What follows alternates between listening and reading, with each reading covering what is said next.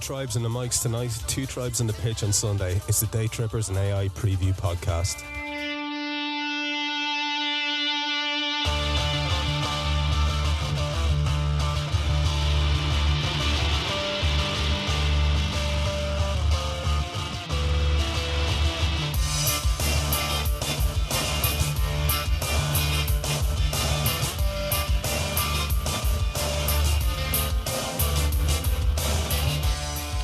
On tonight's special hybrid Daytripper AI podcast, Gags Tandon and John Richie join myself, Dave Thomas and Phil Casey to look ahead towards Sunday's match at Anfield against Chelsea.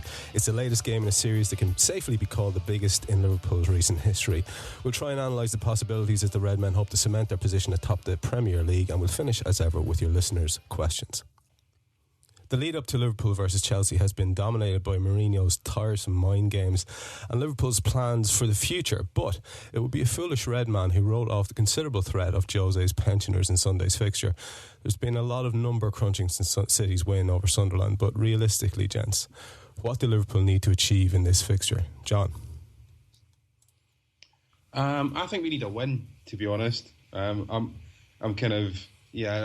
we need 3 points for the simple fact that, you know, we've got Tony Pulis after this one, and I'm never ever comfortable, less comfortable against Tony Pulis than I'm against Jose Mourinho, which is probably just an irrational fear. But I think we need a win, and I think we will get a win. Right. Okay. And do you think any class of win is okay by you, John? Is it? Sorry, Trev. What was that? Any class of win is okay by you, basically. Yeah, pretty much 3 points, as long as it's 3 points, nervy win, complete arse hanging out win, that would be fine. Arse hanging out win. Gags, what are you thinking yourself, mate? Mathematically, a draw will do. Yeah. Then we obviously, what that does is you put pressure on yourself for the Palace game and the Newcastle game as well. But what you don't know is what's going to happen with City. So are Palace going to stop City as well on the weekend? And there's so many factors. I just all I think is we shouldn't lose. Yeah. We can't lose, and that's the main thing. A win is brilliant. You know, that puts you in, you know, in pole position as we already are anyway. But that win cements it, and it actually tells a lot of people that we've just gone and beaten every big side. This side in the new year, since the new year, we've gone and battered every big side. Okay, not battered, but beaten every big side. And it would be really nice to win the league by you know, sending that kind of statement. I mean, for me, ideally, you win the last three and really tell everybody we've matched the Invincibles. We've matched their run of 14 wins in a row. That's the record in the Premier League, and that's what, you know, I hope we aim for and we achieve in the end. Good shout that. Dave Thomas, what are you thinking? Yeah, I mean, I'm kind of with the lads. I mean, my view is I think we'll win the league anyway. So for me now, it's about how do we win the league. Yeah. You know, I think regardless of the result on Sunday, even if we lost, I still think we'd win the league because I don't think City will win all 4 games. So for me, I think if we win Sunday, I think that City will know it's over and then they'll drop points at Palace and then we'll win the league at Palace. But don't you think that if we lose, though, it gives a message to City that just an hour later... You know, it gives them a boost if we lose. Of course it does. I mean, that's exactly the result. That's what we don't want, do we? Well, yeah. That's what we don't want. Well, that's exactly the result they will want. My point is, I don't think City have a 4-game winning streak in them at this point in the season. You know, at the end of the day, they just drop points at home to Sunderland. They've lost David Silva. So I'm confident that we win the league regardless of the result. You know, and I don't think psychology is going to come into it too much, you know, in terms of City's ability to win their last 4 games. I mean, they've got Palace, West Ham and Everton as 3 of their last 4 games, and, you know, none of them are easy games. But I think we'll win. I hope we win. I think if we win on Saturday, then it's, as far as, you know, I think it's pretty much done. And then I think we'll win the league at Palace. Very nice. Phil, first of all, I get your shout on that, what you think we need, and then maybe you might start us on talking about the lineups, and we'll start with the back 4 and what you see happening there. I'm the nervousness here is fucking electric at this stage. It's like, I think this has been the longest week I can remember going into a match ever, right? Between Chelsea playing in the Champions League as well, it just seems like it was an age ago that the Norwich match happened, because it was an early kick-off as well on the Sunday morning. This game can't come around I think my whole mindset around football is now just consumed with what's happening in this Chelsea game. I did have an air of calmness going into all these games, but the closer you get to the prize, the more the least calm you can be about these things, because as Gags has said, win this and it's such a marker, it's such a statement to the rest of the league that, you know, we deserve to be league champions at this stage. If we don't win it though, Jesus, like the lottery of this is a draw is a nice result, right? In terms of that we still are in the driving seat, we still know what we have to do in the last two games, and it still leaves it up to City to have to go and do everything, you know. They've no sort of grounds for mistakes or anything to go on there, but just, you know, I don't know. I keep flip flopping between we can beat them even with a weak the so-called weakened side, the 125 million quid weakened side that Chelsea are talking about feeling. You know, I don't know. So I'm just really all over the shop about this game. Yeah, I agree with you. You can't lose this because of the cock. That Mourinho, right? We won't live it down. We won't live it down. If he fields a weak side and he beats us, oh my God, he's going to be so fucking insufferable after the game. Yeah, because he's not already, Gags. He's not. He is, but imagine what it would be like, though. Yeah, He'll just have this chip on his shoulder and everything, and then if they go and win the bloody Champions League, but just be horrible. Mourinho's irrelevant. I see. This is my issue. I think that we all complain about Mourinho, and then we all make it about him. He's irrelevant, right? So regardless of the result, he can say what he wants in the paper. No, my thing is not about Mourinho. It comes back to the idea of this weakened side, right? Yeah. If they were to beat us and City were then to go on to win the league, right, that would piss me off more. Purely because I could accept being beaten by City, say a couple of weeks ago, and losing the league to City because they would have beaten us twice and proved to have been the better team than us because the results would have showed it, right? But if we lose to Chelsea and then lose the league to City, and we lost the league purely because of a weakened Chelsea side, in brackets as a weakened Chelsea side, right? That would fucking really roll me up no ends. You just think about it and you just go, oh. And it's nothing to do with Mourinho. It's just Chelsea. It's the whole thing about them. It's like they're the most plastic club you can actually think of, right? When it comes down to it, like in England, it's the original money club in terms of Abramovich was the first of the mega money to come in, and everything about them is just so contrived since the early 2000s, and it's just not them. I know. And that's why it just goes meh, and the whole thing is meh, and all you want to do is put a fucking size 12 foot up their arses and kick them out of town, get the win on the board, and just romp home to the championship. Well, look, we will talk about the so-called weakened team and all the rest of it later on. We come to look at what Chelsea might look like, but look, let's move along to the actual lineups and then what we think the team is going to look like. John, do you see any way in which Brendan messes with the back four at all? No, not at all. I think Sakho's played his way into the side. I think Skirtle's been really, really good. I think, if anything, they just need to be more aggressive on the 18-yard box. You know, I think Carragher and Neville mainly Neville, I think nailed it on Monday night when they said that, you know, we're just getting dragged into our box too often. And I think you've got two players there who can be aggressive if they want to be. And I think against Chelsea, potentially we can. And given, you know, Mourinho is such a moaning cunt about no players, well, actually, you know, we can just give him Ali Sissoko just to kind of appease him. There's a player for you, pal. Have a go. From my point of view, I think we stick with the back four. It's been consistent. There are issues, but, you know, why change it now? Yeah, fair enough. Gags, would you be in complete agreement there with John? Yeah, if it's not broke, why fix it? You know, I think the last few games they've done okay. There's been a few mistakes here and there, but we've been picking up 3 points. I don't think we should change anything now. And it'd be harsh to drop Sakho for Agger, wouldn't it, right now? Yeah. And you wouldn't really change your fullbacks. And Skirtle, well, you can't drop Skirtle because Skirtle's been the main man at the back for the whole season, and his threat from set pieces, well, 7 goals. You can't argue with it. And what about specific to this game and what we might be facing? You don't see any reason there for the personnel to be... No.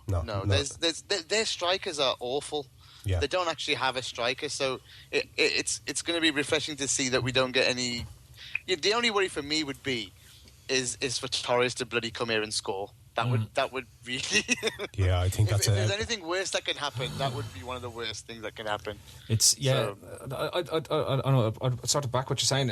I looking at the lineup that was being rumoured, that's been thrown around for a start, I struggle to believe that that's the lineup that Mourinho's going to stick out. This is just the attempt at the so-called mind games. It is. And of course the press and his playthings are lapping it up to running to put it into the newspapers as fact. But I see it that when you look at, you know, their potential forwards, it's either going to be Shurla, Demba Ba or Torres, because that's the three they're going to pick from as to what it is.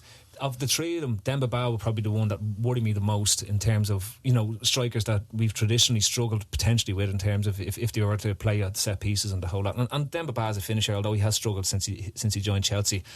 Yeah, Gags, I've had those premonitions of Torres scoring like in the 93rd minute for a 1-0 Scaldi Chelsea win or something like that, and I'm just like, you know, he hasn't scored against us. And could you imagine if it was this fucking game? Oh man. Yeah, well, the story's kind of half written. But there, isn't it? while saying it, right, and our defence, as mad as it's been, right, in the big games, with the exception of the City match, has been very, very solid. Like, you think to our home games against Everton, against United, against Tottenham, against Arsenal, we didn't give away chances, we didn't concede many goals, and for all the logic that exists, you can't see where there would be a change in that emphasis. And even when we played them in Stamford Bridge, the second goal they scored, Etu's goal, was a poor effort by Mignolet with the save. He gets a full hand on it and he didn't manage to put it around the post. So, you know, the fear that we have is more to do with the level of expectancy and what exists here if we go and win this game, as opposed to a real fear. If you're to stand back and look at the potential teams that are going to be put out cold, they're missing potentially their better striker in Eto in the actual game. Hazard is going to be coming back if he does make the game in terms of in fitness. Logically, I shouldn't be fearing it as much as it is. I mean, I think with our defence, there's a couple of things. I think we struggle more, ironically, with the lesser teams. The team will perhaps play it a little bit more direct and cross more and a little bit more physical with us. I think we tend to struggle with that. So, no, Chelsea can play that way is the thing that worries me. You know, I mean, they are essentially just a more expensive version of West Ham sometimes. Like, you know, so I do worry about that. I mean, I'd be tempted to drop Johnson for the game. Big shout. I mean, I wouldn't bring anyone else in. I'd just drop Johnson. I go with 10. I just think we'd be better without Johnson. do you know, I should have seen that coming. Your face was too serious. I genuinely though, he has been terrible the last two games. Yeah. I mean, terrible. Shocking, yeah. Well, certainly the last against one. Norwich, he was appalling. Yeah. I mean, he needs to pull his finger out here. Now, he plays well against his former sides, usually, so let's hope that that's one of those days. Well, look, we're sticking with our own team and what we think our 11's going to look like. There's rumours, Daniel Sturridge himself, well, if you count confirming it to an audience of children, has confirmed that he's fit to play.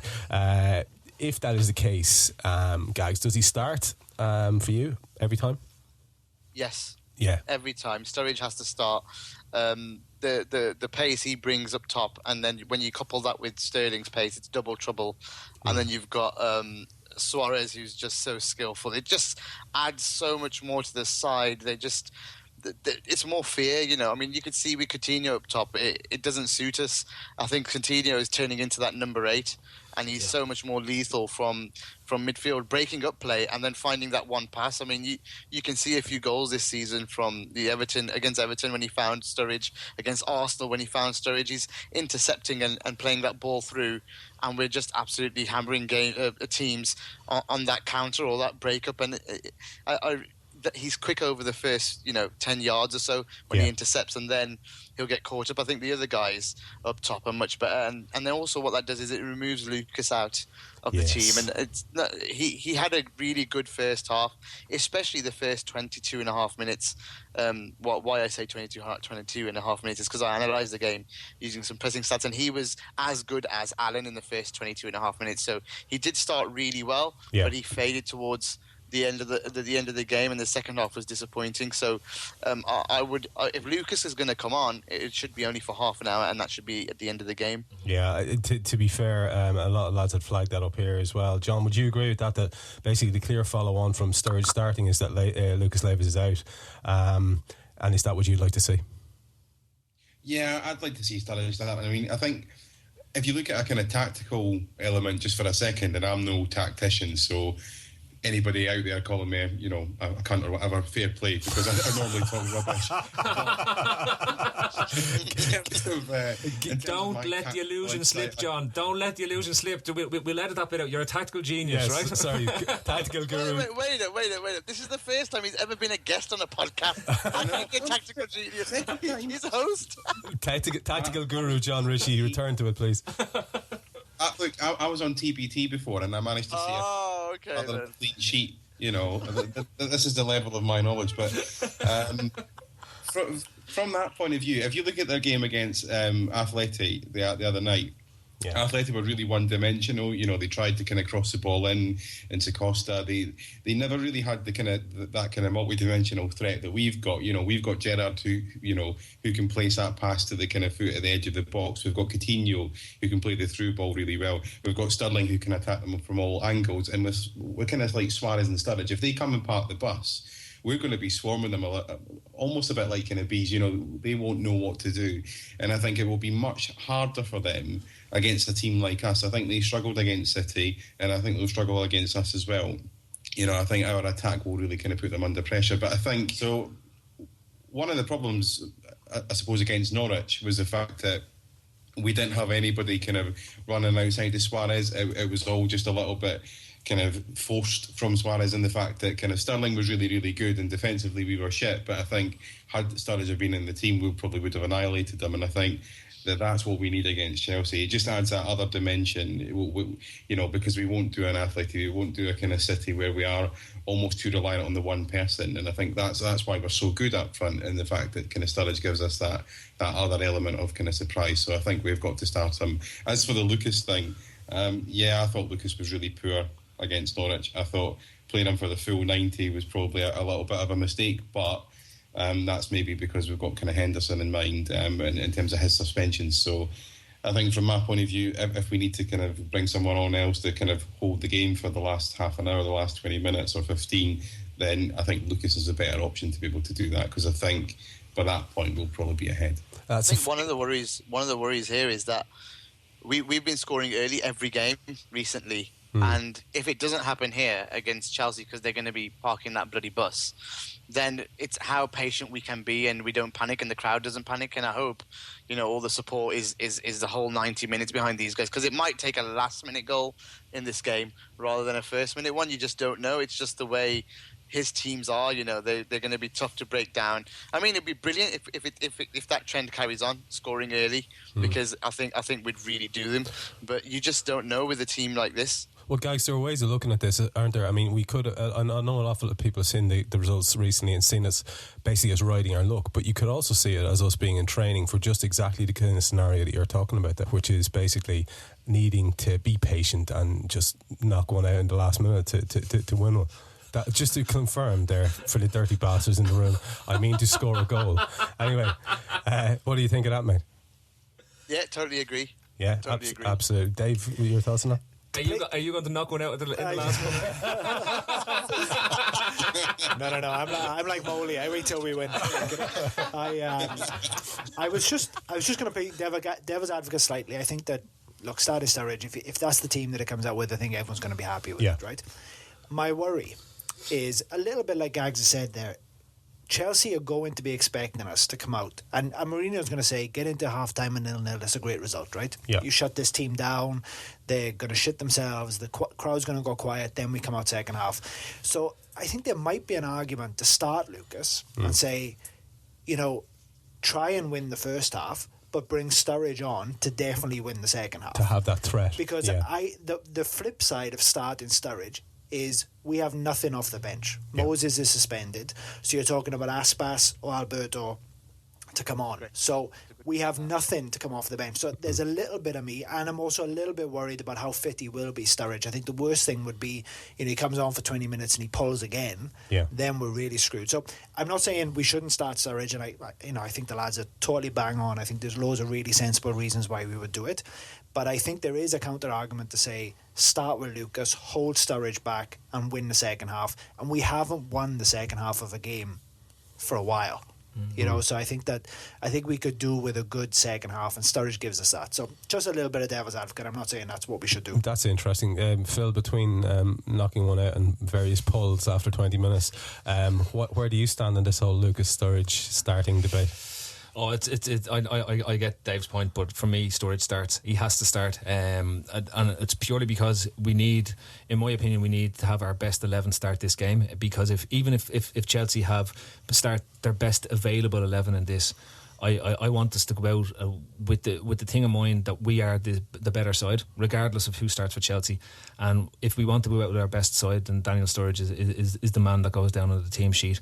Well, stick with me there, and then talk to me about the players behind him. Then pick themselves clearly. The whole team. The only question mark I have, right, comes back to where we were talking about the defence earlier on around Sacco and Agger, right? And if Torres was starting in this game, Agger has had the measure of Torres in every single game they've played, right? When they faced up since Torres moved to Chelsea, and the type of strikers that Chelsea are going to have on the pitch. If it's Demba, it plays into Sacco's hand. If it's Torres, as I said to you, Agger has his measure. You wonder, is there maybe a bit there that, and thinking back to the other game, we started Agger that night at left full. Sacco came into the team and Agger was playing left full instead of, I think Flanagan was out injured at the time and he didn't play Ali Sissoko. And I wonder, was there one eye maybe on Chelsea starting Torres that night to make sure that we had Agger on the pitch, because it becomes a mental thing. We know that Torres gets into this sulky mode. You could see it against Atletico Madrid. All he wanted to do was run through the players that he was playing against, right? Yeah. And you're talking about squaring up your best players against their best players or their most efficient threats in attack. That would be my only selection consideration when we go in. But assuming that Sturridge is 100% fit, and I mean 100% fit because with the type of injury he has, a strain on the leg, what you don't want is him starting for 10 minutes and, as you said, losing him and going off. But if he's proved himself 100% fit, then he starts. Well, okay, let's move sideways from selection to tactics, and what I was leading towards really with the midfield and the guys who obviously picked themselves behind him. What shape are they going to be in? Do we see the diamond again? Do we see Sterling at the tip? How do you see that panning out? Well, I think for you start the game with the diamond and then you react to how the game progresses from there. The one thing that having the 11, our best 11 on the pitch that we have, is the tactical fluidity that the players have. They can go from a diamond to a 4-3-3. Sterling can pull wide. Suarez can go to one side. You can get at them in various different types of ways if the diamond isn't coming off you. And you can also react to how Chelsea potentially set up, whether they go with a flat three across the midfield, whether they try to match up a diamond as well. You've got so much variation in that 11, which you don't have if Lucas plays, because in reality, if Lucas plays, we can only really swap up to a 4-2-3-1 where Lucas will drop in beside Gerrard and become a second pivot in there, and we don't want to really go that way. I want to see that. No, really. Just one more on the diamond issue then, guys. I'll come to you on that. Would you agree with that? That basically we could see various different formations as the game pans out? It's so flexible. It's unbelievable. I mean, this side, he's done such a brilliant job, Brendan Rodgers, in terms of we doubted him. We doubted him at the start when we started the podcast in November. We were doubting him big time because we were having some dodgy results here and there, losing at home to Southampton and then losing away to Hull, and we were like, well, what's going on? But since then, he's so it's just shut everybody up, and everybody just said, well, this guy's just a genius. And whether it's fallen in his lap, I don't know, or these players, but he's definitely done a job on, and whether it's Dr. Steve Peters as well, giving them so much confidence in themselves and getting rid of smacking down that chimp, as he says. I think all of it fits together in one, and that and the tactics that we're doing now is just it's just brilliant. He's just make sure we can go from a diamond to a 4-3-3, sometimes a 4-5-1.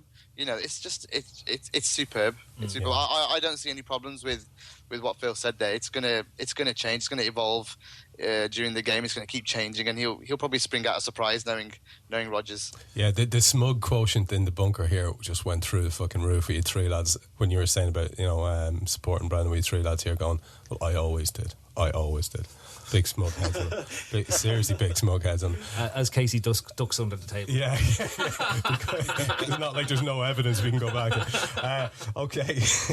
Gags, can I keep you on there? Because I know you've done a little bit of work for us on the idea of chance creation and how basically restricting Chelsea's opportunities to do this end be vital for us. You have some stats on this whole idea of chance creation. I've got a little bit of historical stats. So going back the 5 years, obviously we've won 3, drawn 1, lost 1 at home against Chelsea. The one that we lost was their championship winning year in 09-10. I don't have clear-cut chance stats for that time. They weren't actually collected by Opta in those days. So when they did start, it was in 2010-11. So that year we'd won 2-0. We'd only created 1. And Chelsea had created 2, so they created more. The other year was the couple of days after the FA Cup final. You know, when we lost to them. Yeah. And then we went and beat them 4-1. And I honestly don't really count that match because they just didn't give a shit, did they, that day? No, that's fair. Yeah. And we'd created 6 clear-cut chances. They'd created 1. And then last year, which was a surprise, because I thought Chelsea, played well at Anfield last year, the 2-2. For what I can remember, but they only created the 1 clear-cut chance and we created 5, so that's a lot in one game. I mean, the record this year was 8 against Arsenal, and that's against the big teams only. But if you look at the season as a whole, Liverpool have created 80 clear-cut chances and Chelsea only 43. That's an average of 2.28 for Liverpool, 2.29 for Liverpool, and 1.23 for Chelsea, so it's much less. And then the ones that they've scored, Liverpool are scoring 1.51 clear chances to Chelsea's 0.94. So again, if we get them and we create them at home, we should win this. And then you look at the conversion as well, it's really similar, around 1.37, 1.31 against the top 5. So against the traditional top 5, 6, and we haven't played Chelsea yet. So the other 5 teams, United, I know United not top 5, sorry, but you know what I mean, the traditional United, Everton, Arsenal, Spurs, and City. We've created 19 clear-cut chances at home. Unbelievable. That's an average of 3.8 a game, and we've converted 1.8. But in conceding against them at home, we've only given away 3 clear-cut chances this season to those 5 teams. That's nothing, and that's 0.6, an average of 0.6, and the opposition have scored 0.4 as an average. So, if that trend continues, you're looking at a 2-0 win or a 2-1 win if that trend continues, against the top lot. But the big one was Arsenal, where we scored 4 out of 8. I mean, that was just a phenomenal day. Gags, the other numbers, you didn't see the stats, or I'm only asking because I don't know myself, on their set piece conversion rate compared to ours. I haven't, no. No, but the one thing that interested me, because with Ivanovic coming back into the team, and he's a good man for scoring off set pieces, as with Terry gone out of the actual team as well. And he's punished us before. Yeah, and that's that. When I was looking at it, saying, looking at their potential lineup, that if Ivanovic and Cahill is the centre halves and Louise is playing, they're actually more mobile than they would have been had Terry been playing in the defence, and the defence was set up around Terry as it normally is. And it's interesting that looking at the stats that you said, it doesn't bow towards a particularly high scoring game, unlike the other games that we've played in.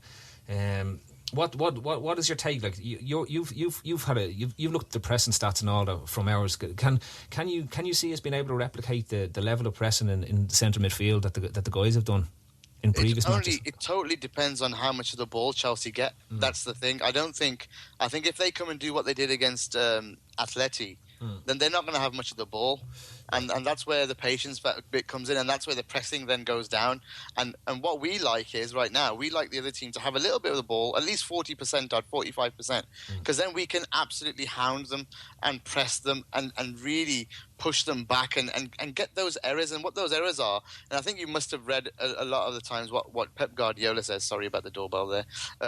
What Pep Guardiola says is, press that ball when they receive the ball, and wait to see if there's a bad touch in terms of if the ball splits away a couple of yards or a yard, or if it's bad, any kind of mistake, and then just pounce. And that's what Henderson and Allen and Sterling and Sturridge and Suarez have been doing really well. I mean, Allen, for example, this season he's averaging a pressing action. So he's pressing the ball every 3.1 minutes. That's the best in the squad. And I've only done this for 7 of the 11 games. So 7 out of the 11 games that we've done in a row, that we won in a row, I've only collected for the 7 because of time constraint. Obviously, it takes hours and hours to do this because I have to do it manually myself.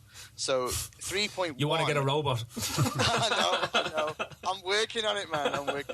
So 3.1 minutes per pressing action for Allen, 3.6 minutes per pressing action for Henderson, 4.5 minutes per pressing action for Coutinho and Lucas. So they're matching. So I think Coutinho is just a little bit ahead, 4.46.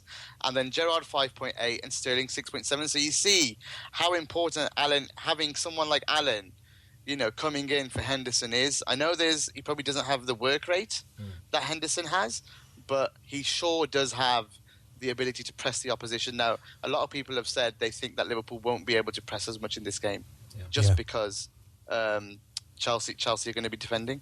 Yeah, Dave Thomas, if you apply the science there that's laid out so well by Gags, you are looking at the importance of Coutinho, of Allen, of Sterling, of all our little terriers getting in and around them, aren't you? And forcing, as he says, those errors that we can hopefully capitalise on. Yeah, particularly with Chelsea's potential midfield of Lampard, Mikel and Matic. Yeah. So Matic is actually fairly mobile, but Lampard and Mikel are not particularly mobile at all, actually. So I think that's why I'd probably go with a diamond for this game, because if you can get the 3, Coutinho, Allen and Sterling, as well as Gerrard pressing from the back in and around them, I think we'll have too much for them in terms of our energy. And I'm always amazed. I was interested there to hear about the pressing action and in particular the Guardiola piece, because it's so interesting how often we just nip the ball off their toe. Yeah. And actually, if you look at it, we don't do tackles really. I mean, Lucas does. He just goes and whacks someone in the corner and gives them a free kick. But on the whole, what we tend to do is try and nick the ball. Yeah. And the free kicks we give away is when we've missed that. We miss the nick.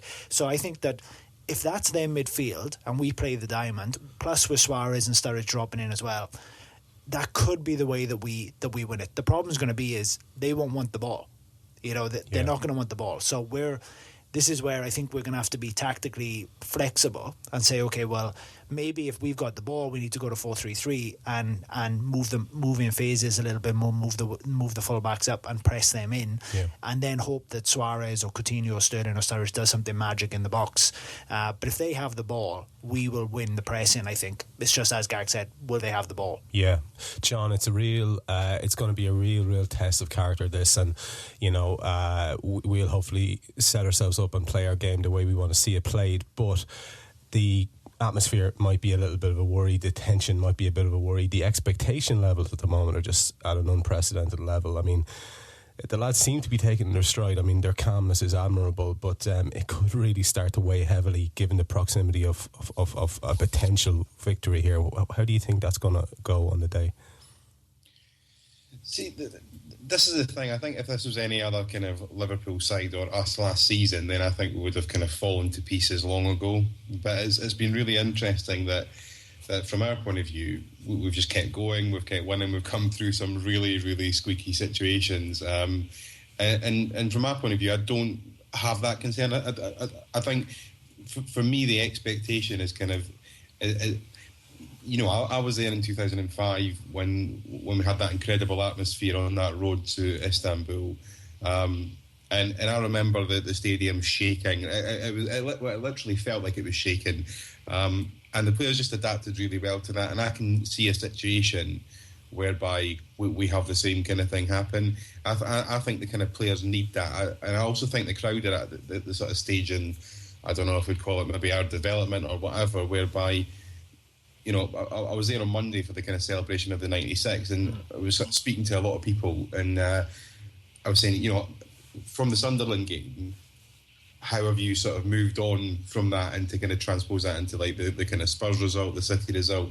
And everybody's just sort of said, actually now we're confident that the team can grind out these results. We're confident that they're going to do it.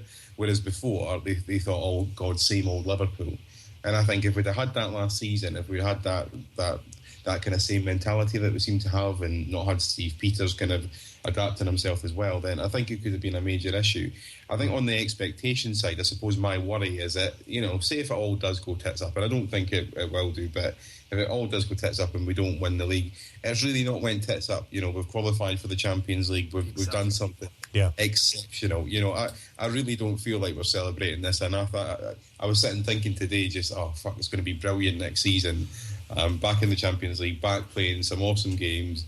And to me, that's kind of what it's all about. And I think, of course I want us to win the league. Of course I want us to do that. But I don't want us to kind of lose sight of what an amazing achievement it's been to get us where we've been. So I think that's the key thing. If we can kind of take all that, then I think we'll be absolutely fine. And that's the ideal way of looking at it, John, isn't it? That you kind of appreciate what we've got, because the achievement that we set out at our wildest dreams is already there, and better even than we had hoped. We're not top four. We've got automatic qualification straight into the group stages, but you try telling that to a packed Anfield when we're one down and there's a couple of minutes left. It's gonna be tense as be Jesus. You big negative bollocks, you.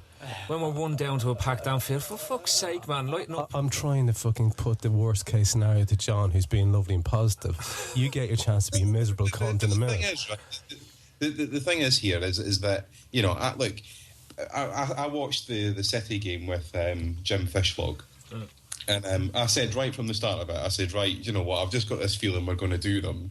And I watched and we did, initially, we sort of came through a bit of a scare in the second half, but I was never nervous about it, whereas the whole sort of Norwich thing, I was completely, I don't know if it was because I was watching it with my wife, who's a Norwich fan, and it was just a complete nightmare, Jesus, right, yeah. Kind of Marriage on the Rocks, I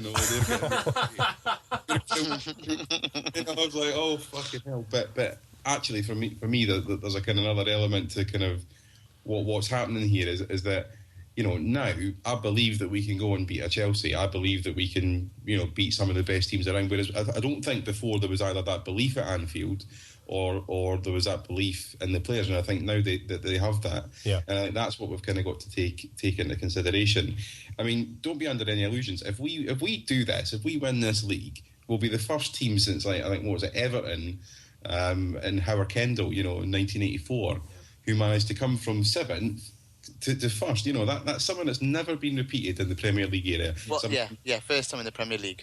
It's never been repeated, and from that point of view, it's 30 years, and what this team is doing at the minute is absolutely special, and people shouldn't lose sight of that. But I think where people mentalities are now is that actually they've decided to get behind the crowd and give the crowd a kind of a good going over. It was funny, even people who booed Michael Owen on Monday got booed because people were just in kind of... Yeah, I heard that, yeah. Honestly, it was people like in the stands, and I was about to get up and boo. Someone says, "How, don't boo, you got to get behind the team." And I'm thinking, fucking hell, this is Michael Owen. Oh God. And then they saw Bruno Shearer and Salif Jones said, yeah, fair enough.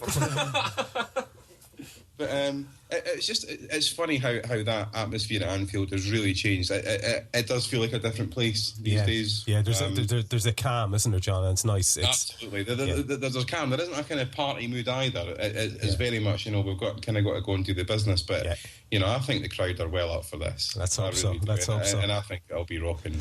Phil, let's look at the team we're facing, and poor old Jose. He's been out in the press, and he's going to be restricted. He's got to play the kids, and God knows what sort of a half team he's going to have to put out, and what sort of tactics he'll be forced to employ. Or do we know exactly? And do we know exactly who's going to play? It's very interesting looking at how Chelsea approach this match. They to have any chance of winning the league, they have to beat us, right? But I don't think the league is now the priority for Chelsea. I think they've got an eye on the Champions League. It's like the clubs that Mourinho's been at. He's since he's been with Porto, he's only not won the Champions League at two teams that he's been, which is Madrid and Chelsea. Now he has a chance to sort of write that in terms of the history books, leaving Madrid being the only one if he can win it this year. I see them coming. I watched the match back last night ahead of this to see if there's anything you can pick up from two massively different teams and a different situation. And we were going in off the Man City game. You watched the previous Chelsea matches, what you're saying? Yeah. I watched the game from back at Christmas time, and I looked at it then, and it was very interesting to see. Like we hit them so early. It was about 3 minutes when we scored the opening goal, and it looked like we were going to be on one of our rocking games where anything could happen. And what Chelsea did very effectively was they went more or less matched us up and then exploited our weaknesses. They tried to hit us down the wide areas and then come inside and target Lucas's tendency to follow in after a ball as opposed to pay attention to what's going on with the 3 players that float behind him. And I don't think. If Gerrard as a defensive midfielder has come on so much in the last 5 months since he's been playing there, since the Villa game, like, I don't think he now follows the ball or tracks the ball, is drawn to the ball as much as Lucas was in playing in that role in Stamford Bridge. So I don't think they'll have the sort of free run that the 3 had behind the Etu that was there that night. And I think that we're set up better in that way. So that leaves me looking at the Atletico game and looking at it that they will probably look to sit deep and try do us through quick transition. So going back to what Gags was saying, that we won't be pressing as much, but they'll try to exploit us clinically on a counter-attack, that if Gerrard happens to push up to try help, with the cause, that they'll then look to exploit any gaps, and particularly down the flanks. If they have Salah fit, and you're looking at Oscar as well and Willian, the 3 of them are able to drift wide, and they've got plenty of pace about them, and they can get down and sort of exploit gaps that potentially could be left by Glenn Johnson and Flanagan. And at that point then, we're going to need Gerrard's now tactical ability that he has to drop in, become the third centre half, and let Skertel and Sacco go and press those 2 flanks. And it's also coming back to talking about the other guys that are going to be in midfield, the way they set up. If they've Mikel, Lampard and Matic. Now Matic is a fantastic player. We saw what he did when they played against City in the Etihad Stadium, how he was able to take that City midfield and completely dominated single-handedly against Yaya Toure and Fernandinho on the day. And you just say to yourself, right, they do have an awful lot in their locker. Even with the players that are missing, they can unpick our team. They can unpick the weaknesses that are there. So having Coutinho, having Allen, they're going to be so essential to being the first line of defence in terms of not letting Matic get in the ball, not letting being able to open up spaces and unlock the areas that they will try to exploit us on the counter-attack. I can't see Mourinho coming and trying to go hell for leather and try to catch us out with a very fast start. I think he's a master at is tactically being able to sit back, absorb a load of pressure and then grab one with 20 minutes to go, which is the most dangerous time to go, because the other team can't really respond to what goes on. And that way, if you look at the way when they got the 2 goals fairly quickly against us after we scored the opener, it was within a half an hour they were back in the actual game, and then they were on top in the game. And what they did then was they let us just play in front of them. We got behind them a couple of times, but they did try to force us wide. We were talking about Atletico seemed very one-dimensional. Well, they were sort of pushed that way. If you look, they lined 7 up across. They didn't allow any spaces in front of them. They let them have the ball 25, 30 yards out, happy enough, but drove them out into wide areas, which were forcing crosses in, which the 2 boys in the centre defence were able to deal with. And I'd imagine that will be the identical type game plan they're going to go with against us on Sunday. They will try to drive us wide, knowing that we don't like crossing the ball and that we don't have, say, a big target man to hit with crosses. It'll have to be trickery on the sideline to get in behind them at that point, and a pullback or something to open up the actual defence. Yeah, I mean the thing that gives me a little bit of hope. Well, I have a lot of hope. I mean, I think we'll win, but we're better than we were in that game. Now we're a better side. We're better balanced. Yep. We'll have a stronger side. I think Sturridge was missing for the Chelsea game.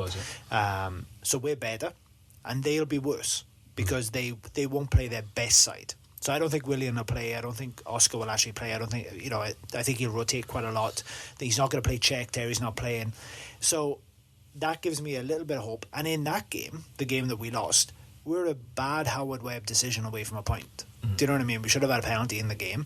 Eto'o should have got sent off in the first 5 minutes. So, I mean, even in that game, even though I thought we weren't the better side in the game, we could have come away with a result. Well, when I look back last night, as I say, in the cold light of the day, looking back at the game, by Jesus, Lucas gives a terrible...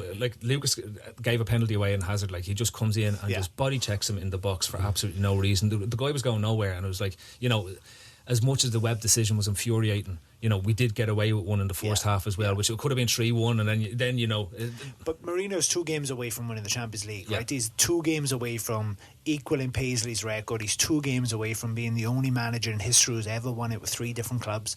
He's 2 games, and he is a pragmatist at heart, and he is going, I can't win the league, because he kind of talks in definitives like that. He'll say, and I was saying to Trev earlier, if you read the extracts of this book that's been written about him by this journalist in Spain, he's really Machiavellian, and I think it will appeal to him almost, this sixth sense that he won't win the league. He'll be able to blame the referees because, he'll claim that he's had all these bad decisions.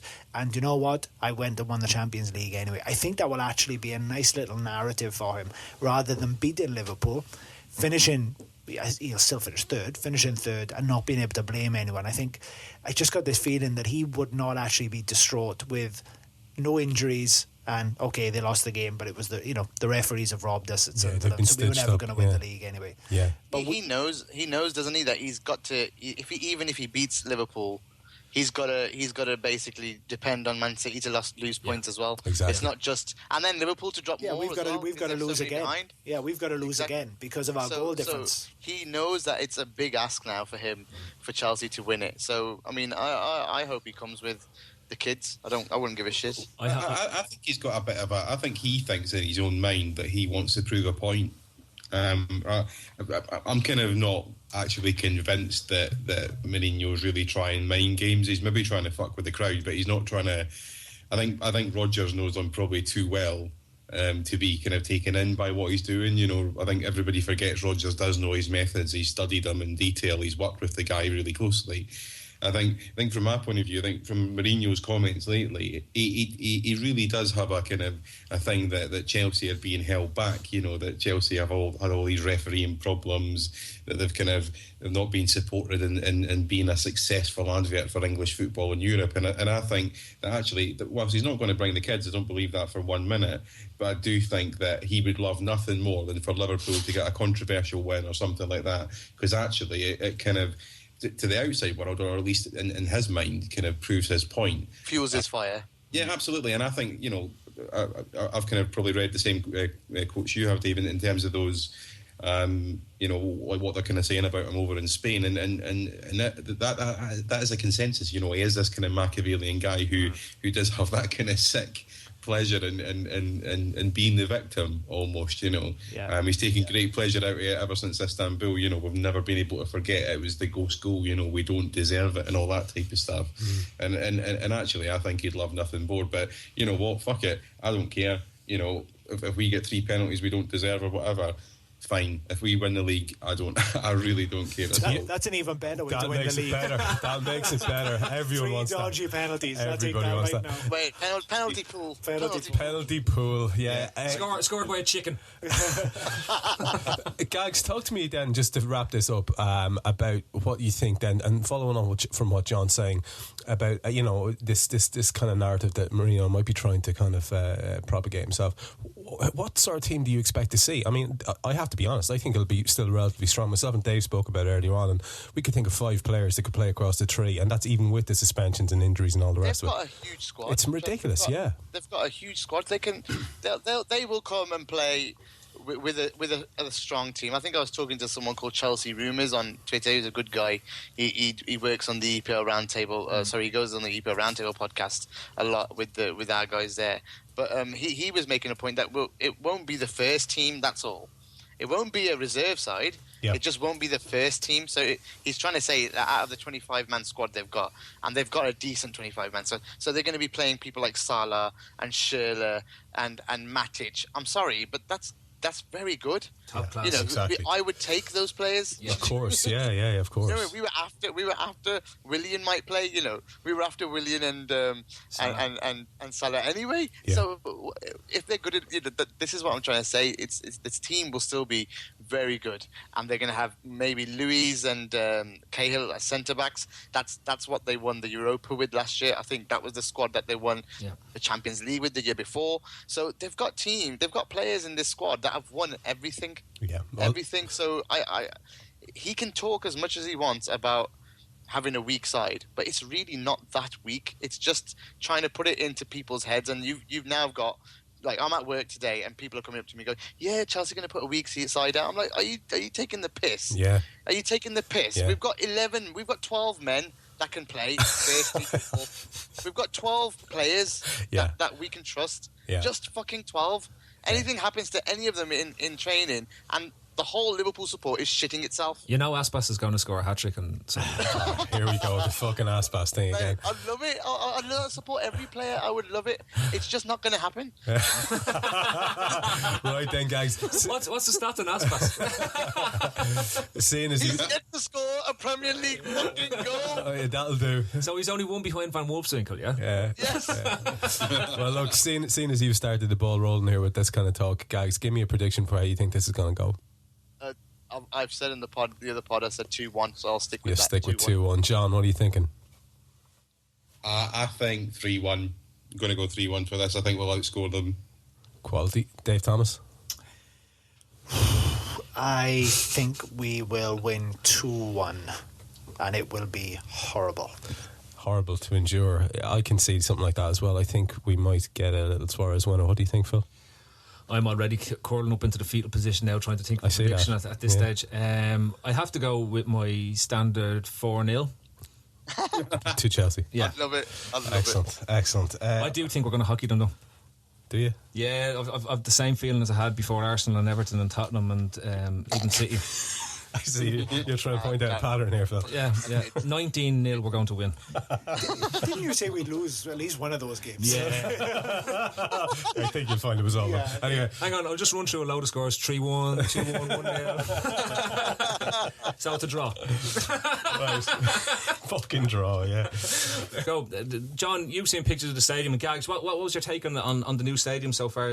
Personally, I think it's fantastic. I know people have been complaining about the size and all in relative terms, but you know, given that we want the majority of the fan base would prefer to stay at Anfield, and the restrictions that we have on the actual site that we're on without disrupting the stands that are there, I can't see how they would have come to anything better than that.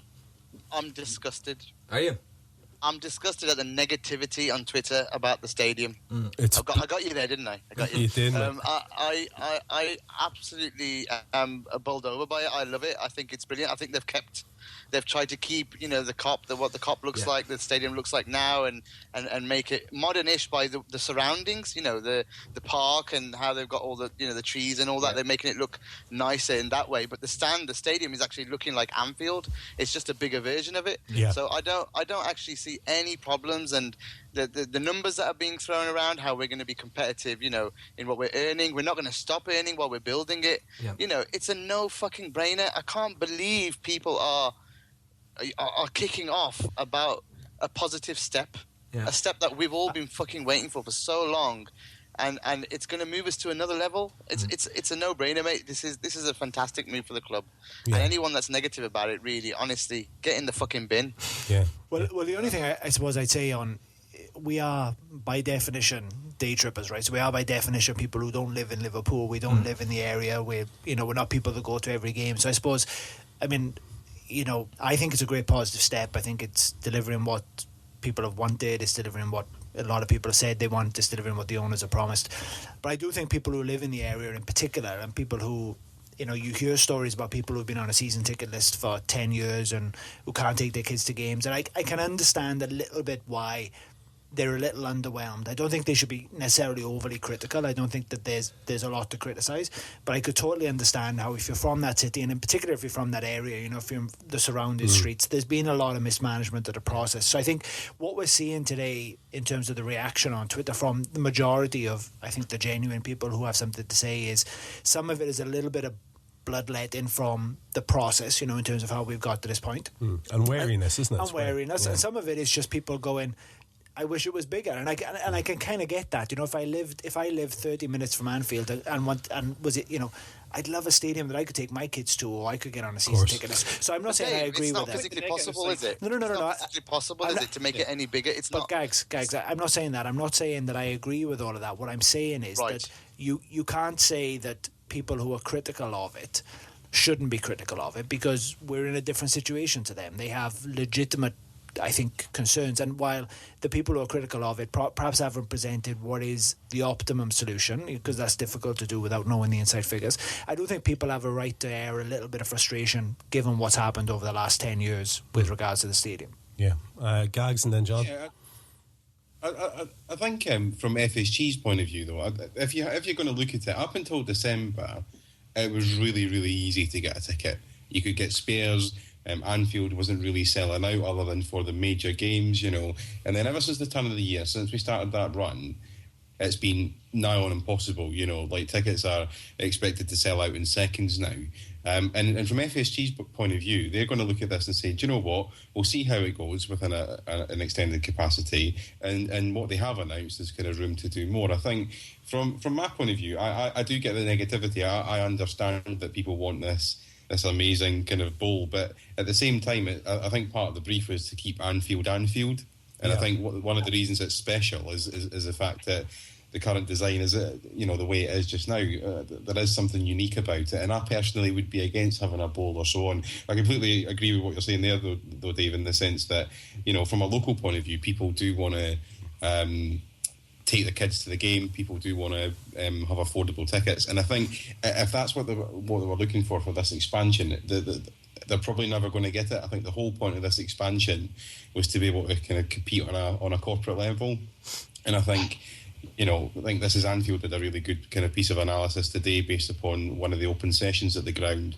earlier, which kind of said that, you know, the kind of corporate increase in capacity probably as a ratio will be greater than the actual demand for kind of like general access tickets. And I think that's one of the things, you know, if we continue to do well, then the club will reassess it. But just on one last point on it is, you know, I think Andy Heaton made a great point earlier. He said that, you know, given the new TV deal, given the Champions League money, would they have moved from Highbury rather than redeveloped it? And I think potentially not. You know, if you look at it's costing 450 million to develop a new stadium for 60,000, you know, we're going to have 58,000 for 150 million and not have to move a ground. I think we've kind of got a good option, and I think, you know, whilst it's not the perfect solution, it's a pretty damn good compromise. I think, like, personally, sorry, Gags, just what my personal take on it was that if we go for if we were to go for the new stadium, you were looking at 65,000, right? And you're talking, it's an additional 7,000 in terms of what they're actually going to deliver with this one, right? You know, something that isn't achievable at the moment is safe standing. But if we had safe standing as well in it, right, then your capacity can come up past the 60,000 mark without actually having to change anything in the ground and retain the safe structures that are there. Now, if that ever happens, then, you know, that the whole idea of affordable tickets and all will be more likely to happen in that space than a redevelop. Because if you go and redevelop the Centenary again, it's going to result in similarly more corporate stuff going in, because that's where the major money is made on the ticket sales. Like, let's be honest about it. Do you know what I mean? If you're talking about getting, you know, cheaper tickets and more fans into the pitch, something has to change in terms of how the ground is set up. And like, there is the big debate around safe standing, and we have our own things with Hillsborough and all, where, you know, that wouldn't be acceptable for the fan base at this moment in time, which is fully acceptable, right? But that would be like a logical progression if you wanted to get more affordable tickets and increase the capacity without having to go and change anything again. And by remaining where we are, we're going to be limited, even with the buy up of the houses and the land around the actual ground. You're still going to be limited to what size you can do with the existing structures without having to shut the whole stadium down or shut part of the stadium down during the season, and that diminishes your return and increases the cost of actually building it. That's the amazing part of this build, though. That's the amazing part, that they're not going to shut it down. You know, I mean, that's phenomenal, and that it ensures that the club keeps running at the level it is right now. Yeah, and then it shoots up. When we saw the plans, Gag, like last week and so before it as well, like, you look at how the cross section of how they're going to build, or the cross section of the new stand in comparison to where the existing main stand is at the moment, and when you actually see it, like when you see the cross section, the existing roof goes in at the level of where the first tier of the new stand sits. So effectively, they're going to build the corporate boxes without the tiering for the seating part, and the new tier of the main stand around the existing structure that's there, and then take away the roof. Because we're sort of debating, would you take the roof away first, or would you know, and my brain on it was saying that you couldn't really take the roof away before the new stand is built, because you'd have a completely open stand while the build is going on. So it depends on what they'd be able to deliver over the closed season as to how they'd actually progress that route. But like, it's a monster. It's a monster sort of, you know, build that's going to happen on this ground, and it's phenomenal. Like, look at the look of the ground. It retains that red brick look. Straight away, it's an individual classic stadium look about the actual ground. And you know, in the documents as well, they said that they didn't want to fill in the corners because they wanted to retain the uniqueness of the 4 stands, right? That there's 4 separate stands and the corners aren't filled in. I'm sure down the line, if they ever wanted it, they could put the corners in as a next stage. But I think they've said they can't. I think they've said the cop they definitely can't. Yeah, Yeah. they definitely can't because of the way it's designed. well, then But for the cop, like in between the corners, they've got these kind of stanchions, the kind of the metal stanchions, and that basically allows the cop to remain free of kind of pillars. Gotcha. So they'd have to really alter the design of the cop. And probably, like the whole stadium if they had to take those away. So I think we've been Also, able to John, keep the main stand's going to have those stanchions also, apparently. Yeah, absolutely. So we've been able to keep the cop, though. If you look at the benefits, it still looks like Anfield. It's still called Anfield. As you've been able to keep the cop. I honestly think it is a really good solution. I think there's always going to be more we can ask from the club and more that we can ask to be invested, but it's simply not practical to do anymore. We just don't have the infrastructure around Liverpool to be able to do it. So I honestly think it's a good solution that we've come up with. And I think that I agree with everything that's been said, and I think that I'm not an architect and I'm not an accountant, right? But I would imagine that there's lots of architects and lots of accountants who've looked at all sides of this, and I'm sure that this is the best solution. And the truth is that as a fan who doesn't live in Liverpool, I would rather 200 million got spent on the team that got spent on a stadium to increase the capacity from 60,000 to 70,000 as an example. But I guess I'm just pointing out that there are people who for a long time have been promised a stadium, a newer stadium, more season tickets, and if you are one of those people that's been on that list, and I think John's right, I don't think it's ever going to get fixed. I don't think any stadium we could build, any expansion we could do to Anfield is going to fix that. A new stadium is probably the only way to do it. I totally get why it's commercially unviable. I totally get why, there's probably loads of reasons they want to stay in Anfield. But I think the stadium issue is it's like such a bad, toxic issue and has been for such a long time that I think it's going to take some time. It's going to need some progress to actually, dare I say it, a spade in the ground to actually happen before I think a lot of people will begin to go, okay, well, this is what's happening and now let's get on board with it. So I think it's overly positive, to be honest with you. I completely agree about the spade in the ground thing. I think most of you will probably remember walking around Stanley Park when it was boarded up and thinking, yeah, this is going to be it. We've seen all the plans, all the same sort of processes happen. And I think for a lot of fans, it's going to take a spade in the ground for this to actually become believable. And that's just the way it is. But it's one of these things that's, in terms of the football price argument, I think that's something that needs to be done by the league, and we need to keep pushing the club to be able to do that and to take that argument up with them. But I think that's the only way you're going to get affordable tickets. I think it's a different issue to the stadium itself. Just one final note on it. The actual look of the stand, coming back to just the pure design that was put out there, I'm blown away by the pillars, the columns that are on the front of it. It just gives such an imposing feel to the actual stand.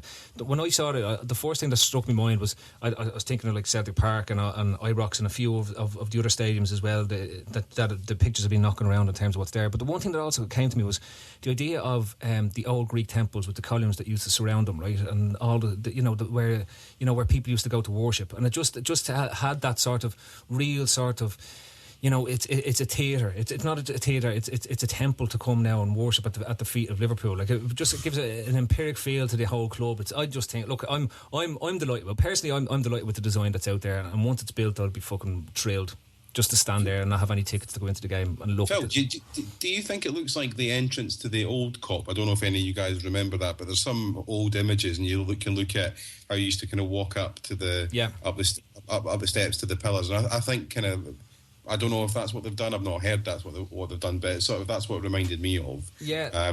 Was that it was almost like that this is almost like a new Cop being built in a sense. Yeah, I looked at, like, we've all been looking at the images and all sorts of going, oh yeah, but I just love that sort of real. It's a real statement. Do you know what I mean? To me, it just gives you that imposing feel. And when any other fans are coming to visit the ground now, like at the moment, the Cop and that end of the ground is Liverpool. You know what I mean? Yeah.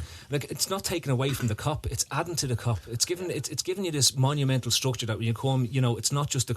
Like this is the club that's huge, and it looks like a stadium, not an opera house, which I think is the other thing. Like, if you look at the Allianz, I mean, as beautiful as some of these stadiums are, they don't, from the outside they could be a Frank Gehry production, like, do you know what I mean? It's like this looks like a fucking stadium. It looks like a serious. And business. Dave, no surprise that our resident frustrated emperor wants the place to look like a temple. Really, Yeah, no shock at all. really doesn't surprise anyone in the room. Lads, thanks a lot. Huge statue of Shankly out the front. Massive one. I want with a monkey with a knife on his shoulder. Has to be the monkey with a knife. Okay, right. Well, let's leave it at that, lads. And what we do now is we move on to a part of the show. I've been looking forward to hearing what our guests on the line are going to come up with here. We get to inflict a bag of weird on them that is our listeners' questions. So brace yourselves, fellas. And the first up is from a regular contributor, Gray. And Gray asks, what's the all-time number one chocolate bar? Nice, easy one to start with. John, what do you think? The all-time number one chocolate bar. Yes, fella.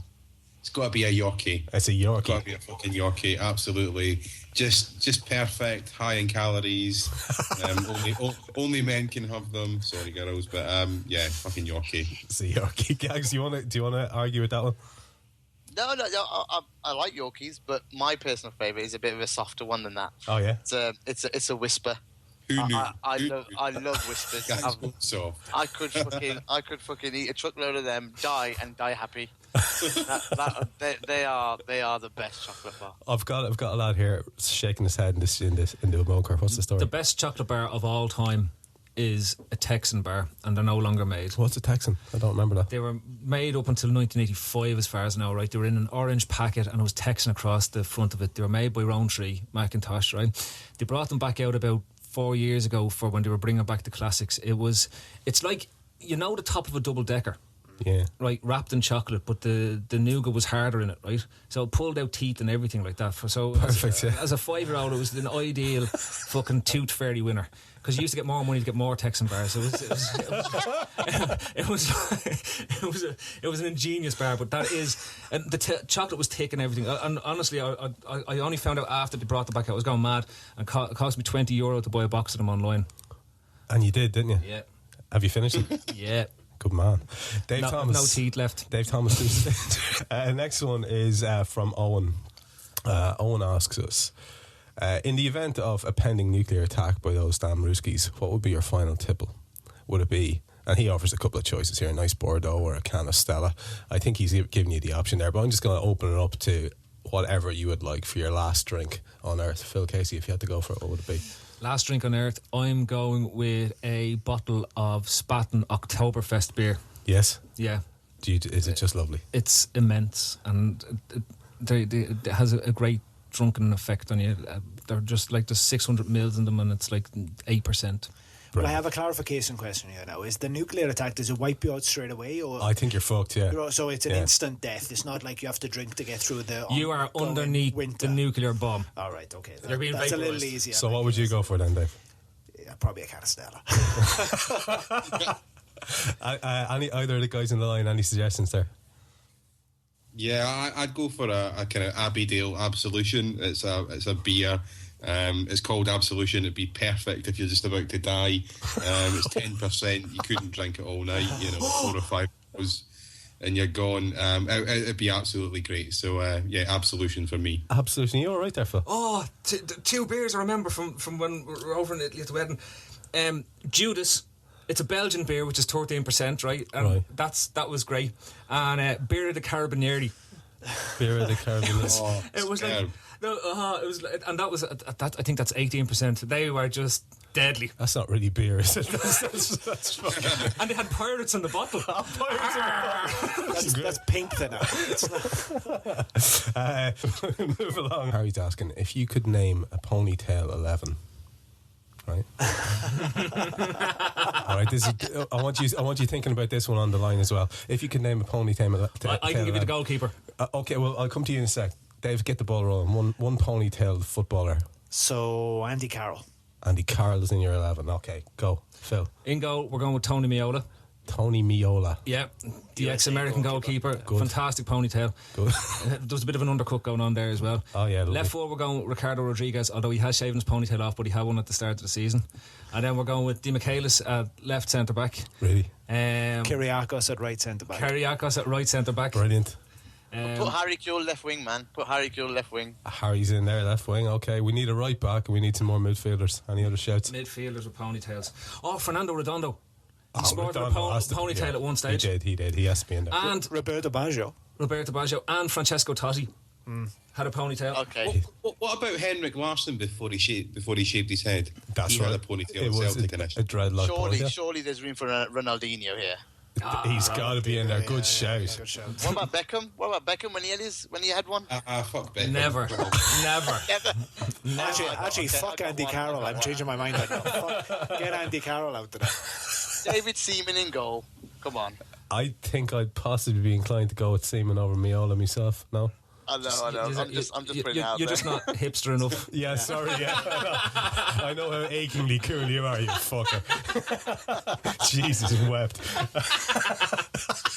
So we haven't got a right back. I can't think of a right back. Yeah, We'll go with 3 at the back. We'll go straight to the back.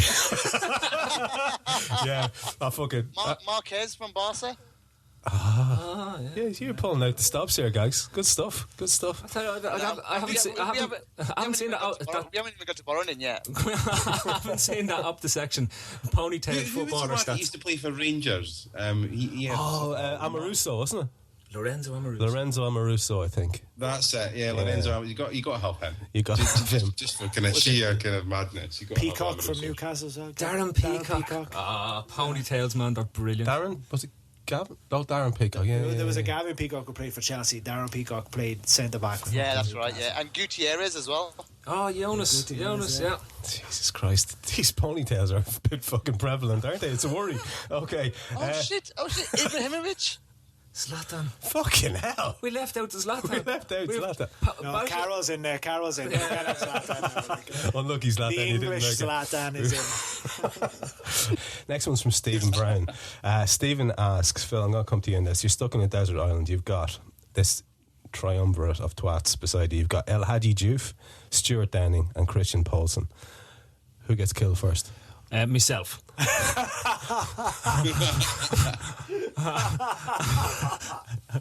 I'd find the nearest method and take myself out. Just fucking walk into the sea.